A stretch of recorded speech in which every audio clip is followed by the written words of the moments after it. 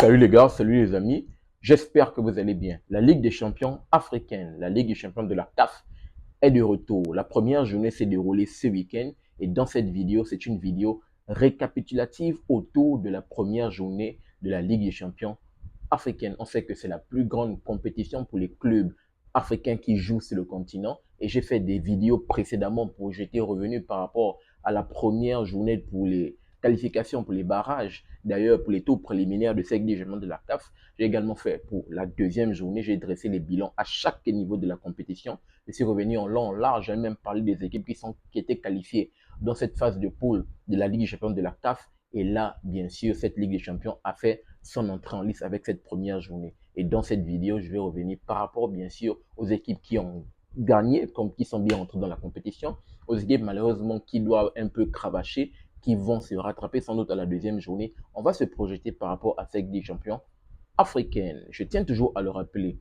et c'est le plus important, sur ma chaîne Super Sub, je pousse et je promeux le football africain autour de différentes compétitions africaines de football, comme d'ailleurs la Ligue des champions de la CAF. Donc, si tu es un passionné et un amoureux de football africain, je t'invite à faire ces trois choses, à t'abonner, partager massivement les vidéos et activer la cloche de notification pour ne manquer aucune de mes sorties. Sans plus tarder, plongeons-nous rapidement sur cette Ligue des champions de la CAF pour faire le bilan et revoyons d'abord les matchs. Le premier match, d'ailleurs, le match inaugural de cette phase de poule de la Ligue des champions de la CAF s'est déroulé ce vendredi dernier. Et ce vendredi, on a pu voir le match entre cette équipe de Al Hilal Omdurman et cette équipe de MC Alger. Donc, une rencontre palpitante entre les deux qui s'est soldée d'ailleurs par une victoire de la part de cette équipe de Al Hilal, 2 buts à 1.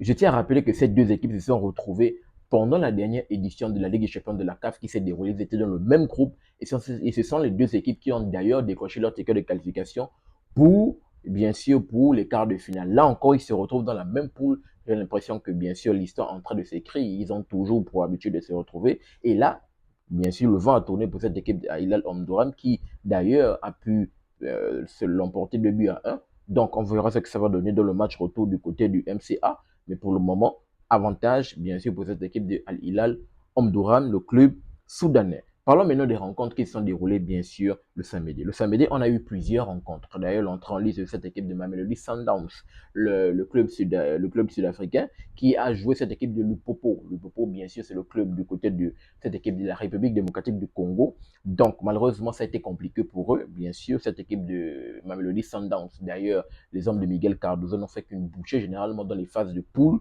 Ils sortent toujours indemnes, ils arrivent toujours à se qualifier, cette équipe de Mamelodi Sundowns. Et là, ils ont fait une bouchée, bien sûr, en tapant cette équipe de FC Lupopo, 3 buts à 1. Également, cette rencontre entre cette équipe de Yonga et l'AS FAR qui s'est toujours déroulée pour samedi. Et malheureusement, pour cette équipe de militaire du côté du Maroc, le match malheureusement a tourné en faveur de cette équipe de Yonga, le club tanzanien. Petite victoire, 1 but à 0, un match quand même difficile qui s'est beaucoup cravaché, mais cette équipe du Yonga, le club tanzanien, a quand même su rentrer en lice, bien sûr, dans cette coupe, dans cette phase de poule de la Ligue des champions de la CAF en s'imposant 1 but à 0. Parlons maintenant toujours de même rencontre, toujours ce même samedi, c'est l'Espérance sportive de Tunis qui a affronté cette équipe du Stade malien. Le Stade malien vraiment fait son entrée en lice. Oui, il n'y a pas une victoire, mais aller prendre un point du côté de la Tunisie là-bas, vraiment c'est à saluer. Le Stade malien vraiment a cravaché.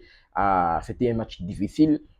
Cette équipe de l'Espérance sportive de Tunis a poussé vraiment pour venir à bout de cette équipe du Stade malien, vu qu'ils étaient à la maison, bien évidemment, mais cette équipe du Stade malien a su tenir de la barque et ressortir du côté de la Tunisie avec un petit point. Donc le match finit sur un score nul et vierge de 0 but partout. Parlons également de la rencontre entre cette équipe de Al-Ali, bien sûr, le monument sur le continent, le club égyptien qui s'impose 4 buts à 1 face au GSK Kabylie. Je pense que ça doit être un club également algérien. Vraiment large victoire, 4 buts à 1. Belle entrée en liste, bien sûr, pour le monument algérien, pour le monument égyptien. Cette équipe du Ali, le Caire d'ailleurs, qui a, je pense, ces 12 Ligues des Champions, qui a le record, bien sûr, du nombre de Ligues des Champions sur le continent. Parlons également d'une autre rencontre. Cette équipe de Pyramide, d'ailleurs, le tenant en titre qui a remporté la dernière édition 2024-2025.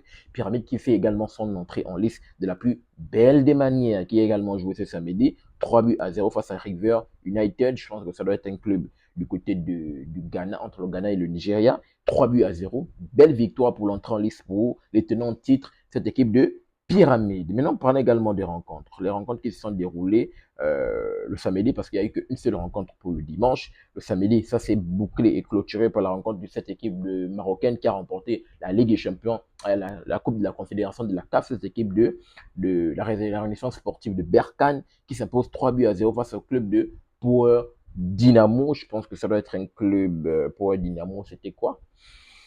Et c'était pas un club angolais, un truc de ce genre. En tout cas, bien évidemment, vous me lirez dans les commentaires pour ceux qui ont une connaissance par rapport à cela. Donc, voici la journée du samedi qui était bien sûr chargée en football africain. Il n'y a qu'une seule rencontre pour la Ligue des Champions de la CAF pour le dimanche. C'est la rencontre entre cette équipe de Simba, club tanzanien, et Petro Luanda. Petro Luanda, voici le club angolais. Donc, c'est-à-dire, Power, ça doit être un club également entre le Ghana et le Nigeria, entre les deux. Donc, Petro Luanda s'impose.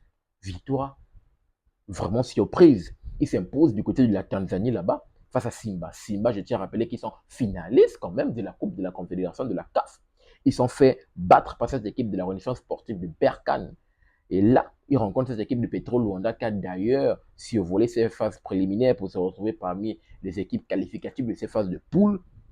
Et bien évidemment, ils l'emportent. Donc, félicitations à cette équipe de Petro qui va du côté de la Tanzanie là-bas, aller chercher cette équipe de Simba et qui s'impose 1-0, une victoire hautement importante et bien évidemment qui prend les 3 points. Tout de suite, qu'est-ce que toutes ces victoires donnent lorsqu'on va essayer de checker au niveau du classement? On peut voir qu'au niveau du classement, bien évidemment, dans le groupe A, commençons rapidement dans le groupe A, on a cette équipe de Pyramide. Pyramide, bien évidemment, qui, comme je l'ai dit, tenant en titre, qui se retrouve au niveau de la première place. Pyramide et puis cette équipe de la Renaissance sportive de Berkane, les deux sont en train de se batailler au niveau de la première place. Forcément, ça va se jouer au goal average. Mais vu que les deux équipes, bien évidemment, ont remporté leur match avec autant, même nombre de buts, 3-0, 3-0, et aucun but encaissé, donc bien évidemment, ça va se départager forcément au niveau de la deuxième journée. Mais pour le moment, avantage, bien évidemment, à cette équipe de Pyramide qui est le tenant de titre qui se retrouve à la première place. Mais sinon, Renaissance sportive de Berkane, Pyramide, les deux sont ex aequo. Et malheureusement pour River United et Power Dynamo, ils sont en train de boucler la marche avec les 3e et 4e places. Ça, c'est pour le groupe A. Passons au groupe B. Le groupe B, c'est cette équipe de Ali Loker qui est premier, bien évidemment, avec un goal average un peu plus favorable à cette équipe de Yanga qui se retrouve à la 2e place avec bien évidemment un goal average de plus 1 vu que c'est juste imposé 1-0. Or que cette équipe de Ali Loker qui s'impose 4-1, goal average qui est bien évidemment favorable, qui permet d'ailleurs d'être premier leader de ce groupe P. Malheureusement, la mauvaise affaire, cette équipe de AC, c'est de l'ESFA qui se retrouve malheureusement à la 3e place et GS Kabylie qui boucle la marche avec un bilan nul et un goal average de -3. Ça, c'est pour le groupe B. Rapidement, on passe au groupe C et cette équipe de Mamelodi Sundowns qui se retrouve premier vu qu'elle s'est imposée 3-1, un goal average de +2. Or que cette équipe de Al Omdurman qui se retrouve à la 2e place, même nombre de points ex aequo avec cette équipe de Mamelodi Sundowns. Malheureusement, au niveau du goal average, c'est juste 1+1. Cette équipe du MCA qui se retrouve là à la 3e place, goal average -1, et le Bopo qui boucle la marche de ce groupe C avec un goal average de -2 avec 0 points. Et pour finir, dans le groupe D, bien sûr, c'est Petro Luanda qui a été la surprise générale d'ailleurs dans ce groupe D qui se retrouve leader au bout de cette première journée vu que c'est la seule équipe d'ailleurs dans ce groupe qui s'est imposée. L'Espérance sportive de Tunis, comme je l'ai dit, avec cette équipe du Stade Malien, les deux équipes se sont tenues en échec. Donc, ils ont un point, goal average nul. Et malheureusement, cette équipe de Simba qui doit se rattraper rapidement après cette défaite, bien évidemment, dans son stade face à cette équipe angolaise du Petro Luanda. Donc, rapidement, voici de façon récapitulée ce qui s'est passé pendant la première journée. Je vous ai donné les différentes rencontres, bien évidemment, et je vous ai également donné leurs points comptable du groupe A jusqu'au groupe D. Donc, rapidement, essayons de nous projeter. Qu'est-ce que ça donne, bien évidemment, pour la deuxième journée? C'est la deuxième journée, ça va se dérouler à partir de semaine prochaine, à partir de cette semaine, à partir du vendredi. On a la rencontre entre le Petro Luanda et cette équipe de l'Espérance sportive de Tunis. Petro Luanda, comme on l'a vu dans le groupe D, qui a la possibilité sans doute de consolider son fauteuil de leader, c'est seulement si elle ne perd pas. S'ils ne perdent pas, ils maintiennent. S'ils font un match face à cette équipe de l'Espérance sportive de Tunis qui a commencé sur un faux pas, à part ces sorties de cette équipe de Tunis, met le pied sur l'accélérateur, mais Petro Luanda a la possibilité de consolider son fauteuil, bien évidemment, en prenant un point, sachant bien sûr qu'il sera à la maison. Ça, c'est la rencontre du vendredi.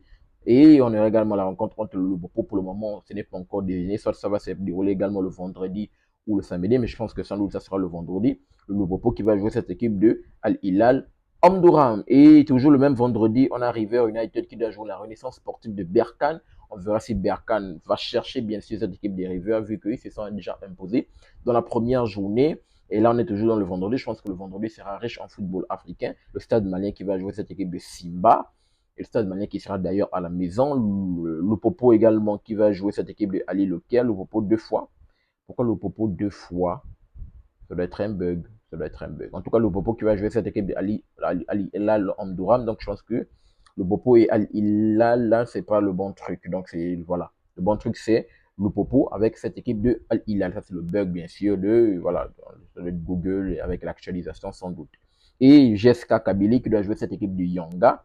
Et pour finir, l'AS FAR qui va également jouer le vendredi. Le MCA qui va jouer cette équipe de Mamelodi Sundowns. Et pour Dynamo qui va jouer cette équipe de Pyramide. Donc, voici de façon brute le récapitulatif par rapport à la deuxième journée pour savoir quelles seront les équipes qui vont consolider leur fauteuil de leader en prenant ceux qui ont déjà pris leur premier point dans la première journée. Quelles seront les équipes qui vont peut-être choke ou les équipes qui vont essayer de sortir la tête de l'eau. Donc, voici de façon brute et récapitulée la Ligue des Champions, première journée de la Ligue des Champions africaine qui se déroule sur le continent, qui est la plus grande compétition pour, comme je l'ai rappelé, pour nos clubs africains sur le continent. Donc, donnez-moi votre retour dans les commentaires par rapport à cette première journée de la Ligue des Champions de la CAF, nos clubs africains. Que pensez-vous et qu'est-ce que cela vous inspire? Je vous attends dans les commentaires et j'ai hâte de vous lire. N'oubliez pas de vous abonner, de liker et surtout activer la cloche de notification pour ne manquer aucune de mes sorties. Peace. Très bientôt les gars.